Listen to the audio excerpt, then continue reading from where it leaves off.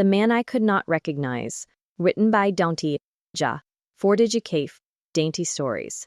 Date, written, 26/2026. Chapter 3, We Are Woman Who Forgot Faces. Part 2. A guest who asks for a quiet table may not only dislike noise, they may be overwhelmed. A guest who refuses assistance may not want independence. They may fear appearing difficult. A returning guest whose name you remember may still feel unseen if you forget the emotional context of their last stay. The room had gone very still. This stillness was different from the one Ronan caused. This one belonged to attention. Elara felt her confidence return by degrees, not the old confidence. That woman was gone. This confidence was harder earned, less graceful, more dangerous. She looked toward Henrik. You want guests to feel recognized. What recognition is not identification. Knowing someone's face, name, or booking history is not the same as knowing what matters to them. The words left her mouth before she could soften them.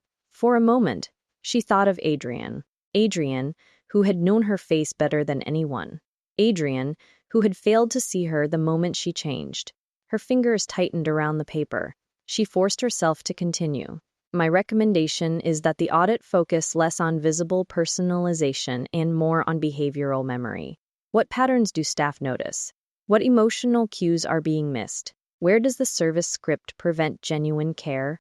Henrik looked uncertain. Lynn looked fascinated. Mira looked proud. Ronan said nothing. Elara turned one page. There is one more issue. Henrik's smile became careful. Yes, your staff are afraid. The room chilled. Mira's foot pressed against Elara's again. Harder this time. Elara ignored it. Not incompetent, she said. Not careless. Afraid. They are performing luxury under pressure, and fear makes people less observant. If they are too focused on avoiding mistakes, they cannot notice subtle needs. Henrik's face flushed. Ronan finally spoke. And what do you suggest? Elara turned toward his voice. That depends. On whether Aurelia wants obedience or excellence. No one breathed. Then Ronan smiled. She did not know what it looked like, but she heard it. A slight change in his voice when he answered. Dangerous distinction, Miss Vale. Necessary one, Mr. Hale. Henrik looked as if he regretted every decision that had led to this meeting. Ronan did not. He rested one hand on the table. Continue. So she did. For 20 minutes, Elara spoke about emotional mapping, staff autonomy, guest vulnerability, and the difference between service that impressed and service that remained. No one interrupted her again. When she finished, the room was quiet, not uncomfortable, thoughtful. Ronan looked at Henrik. Implement full access for Miss Vale's audit. Henrik blinked. Full access? Staff interviews. Guest flow documents. Complaint history. Internal training material. That level of access is usually restricted. I am aware. She is an external consultant. She's also the first person in 3 months who has said something useful in this room. Elara looked down at her notes. Praise was dangerous. It made people expect gratitude. It made them believe they had given something rather than recognized what was already there. Thank you, she said evenly. Ronan turned back to her. Do not thank me yet. Why? Now you have to prove yourself right. There it was. A challenge. Not pity. Not caution. Not the gentle lowering of expectations she had grown to despise. A challenge. Elara should have disliked him for it. Instead, something inside her woke. I usually do, she said. Mira made a faint sound of despair. But Ronan laughed. Only once. Quietly. The sound surprised the entire room.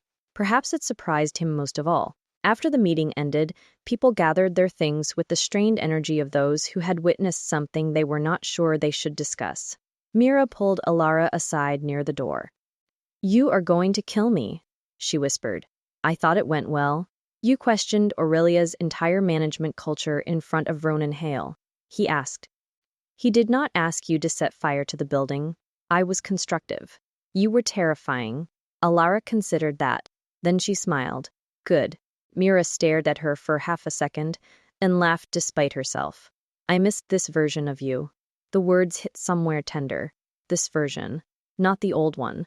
Not the broken one. This one. Elara looked away before Mira could see too much.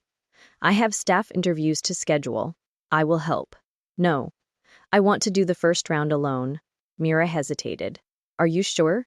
There it was again. The gentle question. The careful tone. The invisible cushion. People placed beneath her life in case she fell. Elara knew Mira meant well.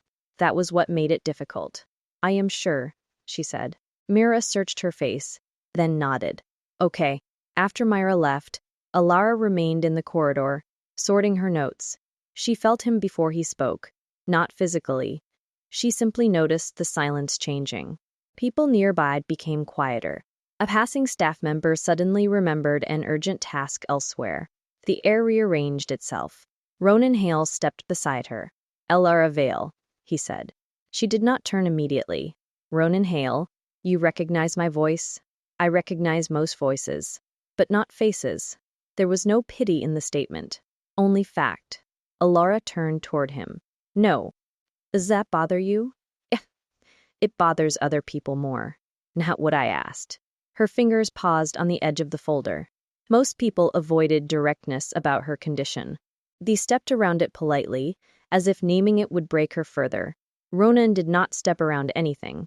Yes, she said at last. It bothers me. He was quiet. So she continued, surprising herself. It bothers me when someone I love becomes a stranger because they changed their coat. It bothers me when people expect me to apologize for not recognizing what my brain cannot keep. It bothers me that I have to memorize voices, posture, perfume, shoes, habits, scars, rings, and footsteps, just to feel safe in a room. Her voice remained calm. That made it worse. Rage often sounded calm, after it had lived long enough inside a person. Ronan said, And me? What about you? How do you recognize me? Elara looked at him properly then, or tried to. His features remained useless. Handsome, probably. Striking, certainly. But her mind refused to make him permanent. So she used what mattered. Your voice, she said. Your watch. Your posture. The way people become nervous before you speak. His silence sharpened. And, she added, you pause before saying something rude, which means you know better and choose to say it anyway. For a second, he said nothing. Then, very softly, he laughed. Not the controlled sound from the conference room. A real one. Brief, but real. Elara felt an unexpected warmth move through her. She ignored it immediately. That is a detailed assessment, Ronan said. I am observant, so I noticed. The corridor felt too narrow suddenly. Elara adjusted her grip on the folder. Was there something you needed, Mr. Hale? Ronan. She frowned. What? Call me Ronan? That seems inappropriate. I own the building. I decide what is inappropriate in it. That sentence proves why I should not call you Ronan. Again, that almost laugh. Elara, he said. Her name sounded different in his voice. Less like identification, more like discovery. She hated that she noticed. Yes, I meant what I said in the meeting. You will have access. Good. But access creates enemies. I assumed. Did you? She lifted her chin. Mr. Hale, I lost my old life, my career path, my engagement, and the ability to recognize my own mother's face in one accident. Do you really think office politics frighten me? Something changed between them. She could not name it, but Ronan's voice, when he answered, was quieter. No, he said. I not. For once, he sounded as if he was not performing. Elara did not know what to do with that, so she did what she always did when uncertainty came too close. She stepped back. I have work to do. I know. Then I should do it. You should. Neither moved. It was ridiculous.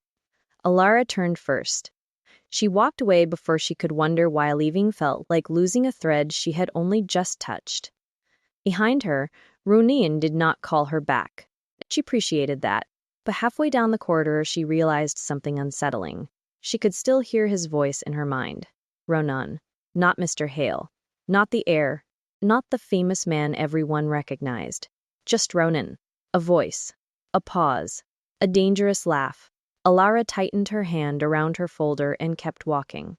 She had survived too much to be undone by a man with a beautiful voice and a complicated silence. But for the first time in years, a stranger had looked at the life she had rebuilt and had not asked if she was capable. He had simply opened the door wider and expected her to walk through it. And that, Elara feared, was far more dangerous than pity.